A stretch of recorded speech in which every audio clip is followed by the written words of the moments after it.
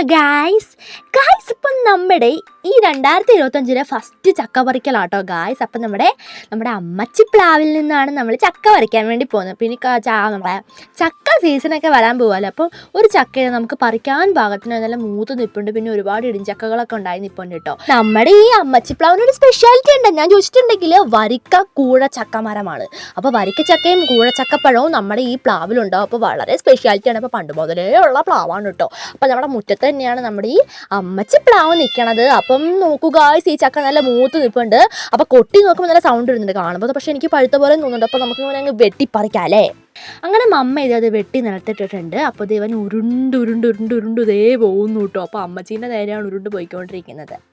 അപ്പോൾ നമുക്ക് എന്ത് ചെയ്യണം, ഇനി ഇവനെ വെട്ടി മുറിച്ച് പീസാക്കി നമുക്ക് ഇനി എന്ത് ചെയ്യണം, ചക്കപ്പുഴുക്ക് ഉണ്ടാക്കണം, ചക്ക വറുത്ത ഉണ്ടാക്കണം ഒക്കെ ഓർക്കുമ്പോഴേക്കും കൊത്തി വരുന്നുണ്ട്. അപ്പോൾ ചക്ക മുളങ്ങിനൊക്കെ ഇതേ ചക്ക വെട്ടിയിട്ട വാടെ വരുന്നുണ്ടായിരുന്നു കേട്ടോ. അപ്പം നമുക്ക് എന്ത് ചെയ്യാം, ഗായ്സ്. അപ്പം അതിൻ്റെ ഇടയ്ക്ക് എൻ്റെ മുണ്ടിൽ ഇതേ ചക്ക മുളങ്ങീനായിട്ടുണ്ടായിരുന്നു കേട്ടോ. അപ്പം എപ്പോൾ പോയാലും ഇങ്ങനെ എന്തെങ്കിലുമൊക്കെ എനിക്ക് ഉണ്ടാവും കേട്ടോ. അപ്പം അമ്മ ഇത് ചവിട്ടി പിടിച്ച് ചക്ക മുളങ്ങീനും അമ്മ കളയുകയാണ്. അപ്പോൾ അമ്മച്ചി ഇതൊക്കെ കണ്ട് എൻ്റെ ദൈവം ഈ പൊട്ടപ്പിള്ളേർ എന്തൊക്കെയാണോ ഈ കാണിച്ചുകൊണ്ടിരിക്കുന്നത് അമ്മച്ചി ഓർത്ത് ചിന്തിക്കുകയാണേ. അപ്പോൾ ചക്ക ഇതേ ഇവിടെ ഇളിഞ്ഞോണ്ടിരിപ്പുണ്ട്. ഇനി നമുക്കിവിടെ ലൈവനെ മുറിച്ച് നമുക്ക് എന്ത് ചെയ്യാം, സെറ്റാക്കാം. അപ്പം അമ്മ ഇത് അടിപൊളി കോടയിലേക്ക് എടുത്തുന്നത് നമ്മുടെ ചക്ക തേങ്ങ വെട്ടിയില്ലേ.